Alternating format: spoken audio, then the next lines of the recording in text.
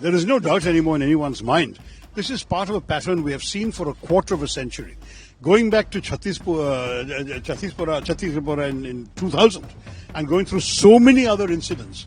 And most notably, of course, we've seen Uri, we've seen Sangrota, we've seen Pathankot, we've seen Pulwama, and now we have seen the horrors of Pahalgam. I think it's very clear there is a pattern. People are encouraged, trained, armed, equipped, and often guided from across the border. Then Pakistan denies all responsibility. Eventually, responsibility is established, proven, including by foreign intelligence agencies. And then India has to cede, but we tend not to escalate beyond a point. Last two times, there was some retaliation. After Uri, we sent the government sent a surgical strike across the border, and after after Pulwama, there was the Balakot airstrike. Now today, I think we're going to see something more than that. I think it's very clear that while we have a whole range of options, diplomatic, economic, intelligence sharing, covert action, overt action, all of that, some sort of visible military response is unavoidable. I think the nation is demanding it and expecting it. No one knows what it will be, where it will be, and when it will be. But I am convinced there will be some response. Listen, these are the people who were invited to participate in the investigation into Pathankot. They sent their intelligence. Even we gave them access to an Indian Air Force base. And they went back and said, oh, the Indians did it to themselves. I will have no interest personally in Pakistan's participation in any investigation. You do not ask a murderer to investigate his own murders. Look, the human costs of people being forced to go back is sad. I know there are, in Kerala alone, I believe 59 Pakistani citizens are medical patients here, and they will have to go in the middle of their treatment. There are husbands and wives across the border in both countries who will be affected. There are complicated cases where one parent has one passport, the child has another passport. I feel sorry for them. But I think when the government wants to send a very strong signal that normal relations are no longer possible, this inevitably happens. Ordinary human beings are the victims. When it comes to the Indus Waters Treaty, it has not been abrogated. It has been placed in abeyance, which is like saying it's been suspended.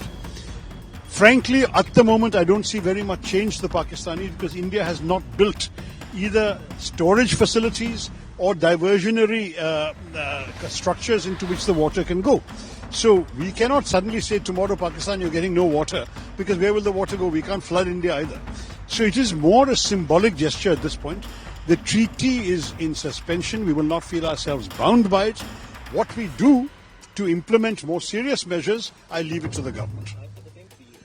Look, as far as intelligence failure is concerned, it's obvious that there was not foolproof intelligence. Obviously, there was some failure. But the question is whether the inevitable investigation that is required should be the priority now, or whether a credible response should be the priority now.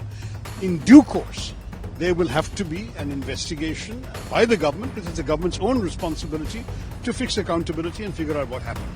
And I hope they will do so. But we have got the example of Israel, October 7th. The world's best intelligence services, according to everybody, were taken by surprise on October 7th just 2 years ago. And my own view very clearly is that it seems to me that just as the Israelis are waiting till the end of the war before they demand accountability and answers, similarly, we too should first see the present crisis through, and then definitely there should be an accounting. But I don't expect at any time now or in the future that any country will ever have 100% foolproof intelligence. Sometimes you succeed, sometimes you don't.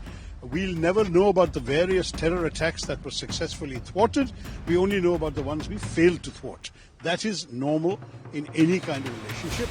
I do agree that there were failures, but I do not agree right now that that should be the main focus. Main focus should be the outrageous crimes committed against innocent Indian tourists, the damage that is sought to be wrought to the economy of Kashmir in order to increase discontent in Kashmir, the damage being done to communal relations even within India by their kind of inflammatory communal rhetoric when the general in charge of the Pakistan army says Hindus and Muslims can never live together. What is the message he wants to send?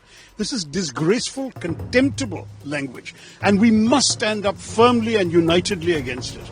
To my mind, all of India is united in wanting to give a fitting response to the Pakistanis. Unfortunately, there are malign, evil men on the other side of the border who will not let us live in peace, who are determined to destroy all hopes of peace in our country. And that is why it is indispensable that we teach them a lesson so they're not tempted to misbehave like this again in future.